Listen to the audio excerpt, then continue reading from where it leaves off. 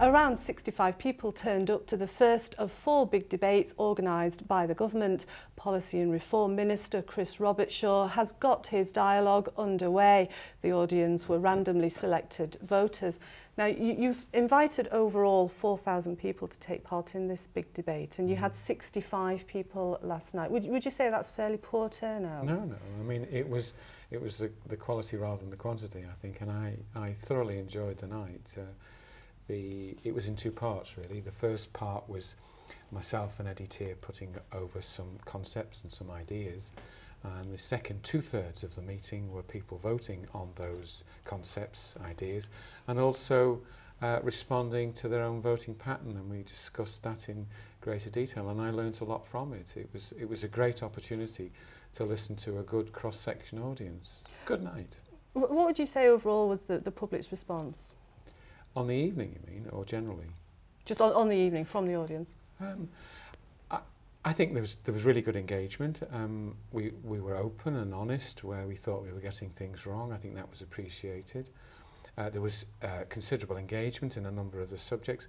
I think if there was a criticism of it, I think in 1 or 2 areas people wanted us to be a little bit more specific. So we're having a debrief on last night. We're looking at the results, and we're going to nuance it where we think the audience would appreciate us doing so.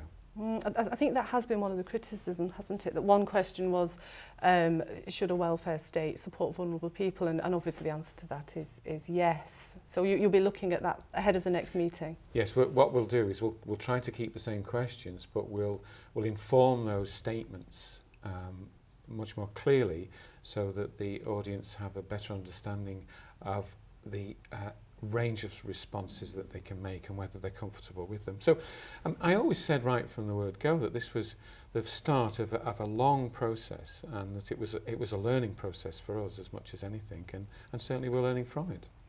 Now, we interviewed Alf Cannon earlier, and one point that he raised was that the Positive Action Group had published online the list of questions, and he said that might be something that you ought to do, is to publish the questions and the responses and the video so that everyone can see it. Well, we're going to do more than that. We always said we would. I mean, we've got a website and Twitter and email and Facebook.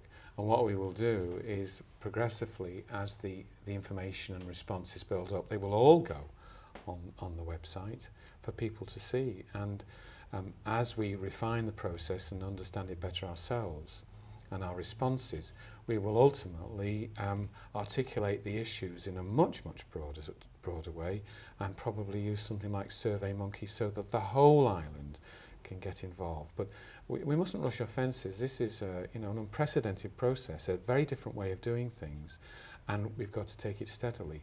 You mentioned earlier on there that we've got 4 meetings, but we're already planning the next series of meetings, which we're looking, for example, at afternoon meetings for older people who can't get out in a dark evening.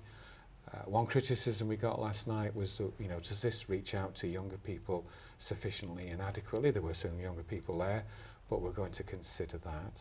And as I say, some of the meetings the additional meetings will be open. So looking forward to it. Do you think that having an audience of 65 people is representative? Will you be looking for a bigger turnout at the next meeting? Well, we have 100 power vote units, so we can go up to 100. I think 65 is a good start, and the numbers who respond will progressively expand as the big debate develops. And this is only the first part of the big debate. It was last night we were dealing with the individual's relationship with government, how government should be responding to the individual, how we focus better on vulnerability. We touched upon modernisation of the welfare state, but that expands to a much greater extent middle of November onwards, when there's an outcome, an outturn, a set of options that government wants to bring out as a response to the CI65 report. So this isn't about one evening. It's about government, about senior politicians reaching out and really engaging with people, with everyone, in a new way.